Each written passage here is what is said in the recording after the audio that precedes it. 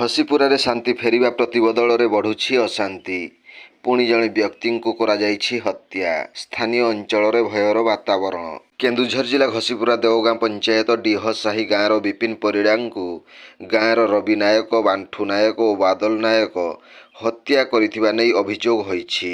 ବିପିନ ମନରେଗା ଯୋଜନାରେ ଏକ ଠିକା କାମ କରିଥିବା ବେଳେ ଗାଁର ଏହି ଯୁବକମାନେ ତାଙ୍କଠାରୁ ପ୍ରତ୍ୟହ ଚାନ୍ଦା ନେଇଥାନ୍ତି।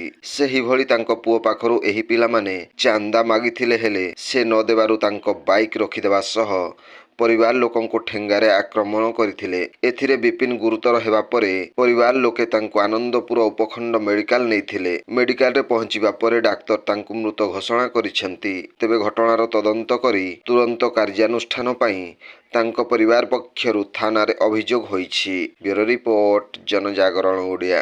ଭିଡ଼ିଓ ଗୁଡ଼ିକ ଆପଣମାନଙ୍କୁ ଭଲ ଲାଗୁଥିଲେ ଆମ ଚ୍ୟାନେଲକୁ ସବସ୍କ୍ରାଇବ୍ କରିବା ସହ ଲାଇକ୍ ସେୟାର କରିବାକୁ ଭୁଲନ୍ତୁ ନାହିଁ।